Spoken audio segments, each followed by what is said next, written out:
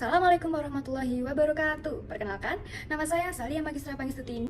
Nah, pada video kali ini, saya akan membahas tentang keanekaragaman hayati atau yang disebut dengan biodiversity. Sebelum membahas lebih lanjut, di sini saya akan menunjukkan video dan kita simak dulu ya videonya. Yuk.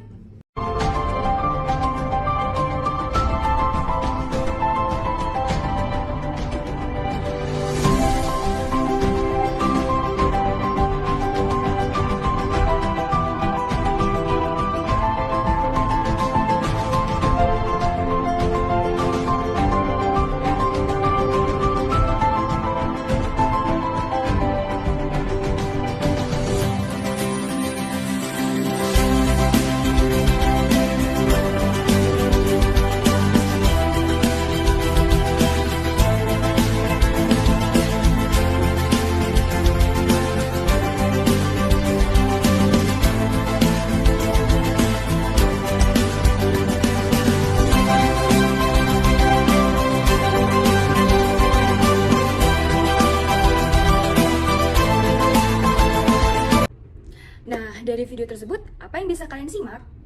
Ya, benar sekali. Dari video tersebut, terdapat banyak sekali flora dan fauna.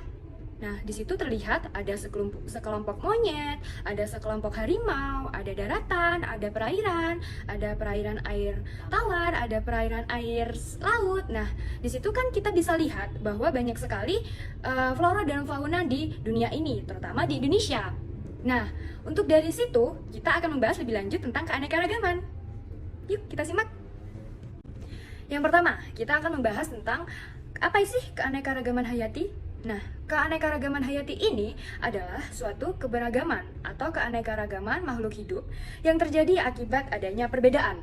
Nah, perbedaan ini mulai dari perbedaan bentuk, perbedaan warna, jumlah, tekstur, atau juga perbedaan dari sifat-sifatnya. Nah, perbedaan atau variasi ini terjadi karena berbagai macam hal. Nah, macam hal tersebut itu faktornya yaitu antara lain adanya karena adaptasi, adanya evolusi. Selain itu juga karena dipengaruhi oleh faktor lingkungan, ada faktor gen. Yang selanjutnya, keanekaragaman hayati ini dapat terjadi di berbagai tingkatan, mulai dari tingkatan organisme yang terendah hingga organisme yang paling tinggi. Nah, keanekaragaman hayati ini dapat dibagi menjadi 3 tingkatan.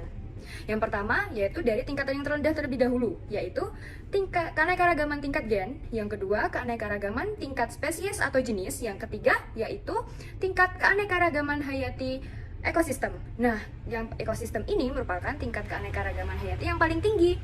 Yuk kita bahas satu persatu. Yang pertama yaitu tingkat keanekaragaman gen. Nah, tingkat keanekaragaman yang gen ini terjadi karena adanya variasi gen. Contohnya ada pada bunga mawar. Nah, bunga mawar ini kan satu jenis, namun terdapat berbagai macam.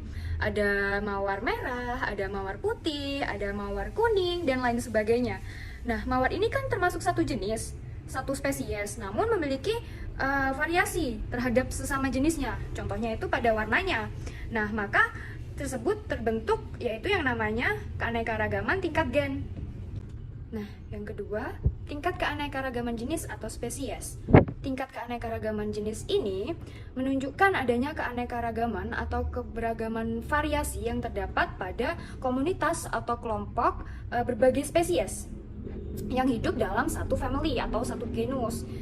Nah, hidup dalam family yang sama ini contohnya ada pada family Felidae, yaitu family kucing-kucingan, di mana ada spesies kucing, ada spesies harimau, ada spesies macan.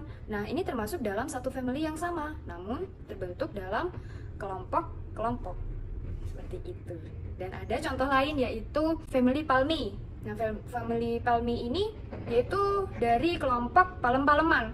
Kelompok palem-paleman ini ada spesies kalapa, aren, siwalan, lontar. Jadi mereka itu terbentuk suatu keanekaragaman tingkat jenis.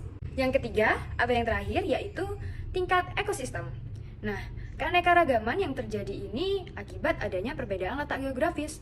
Nah, dari perbedaan letak geografis ini akan menyebabkan perbedaan iklim. Nah, perbedaan iklim ini menyebabkan terjadinya perbedaan temperatur, perbedaan curah hujan, intensitas cahaya yang berpengaruh dengan jenis-jenis flora dan faunanya. Jadi, setiap daerah akan memiliki flora dan fauna yang berbeda-beda. Nah, terdapat komponen yang berperan, yaitu ada komponen abiotik dan komponen biotik. Nah, pada keanekaragaman tingkat ekosistem ini dibedakan menjadi ekosistem darat dan ekosistem perairan. Oke, sekian dulu pembahasan kali ini. Terima kasih atas perhatiannya. Kurang lebihnya mohon maaf. Wassalamualaikum warahmatullahi wabarakatuh. Dadah!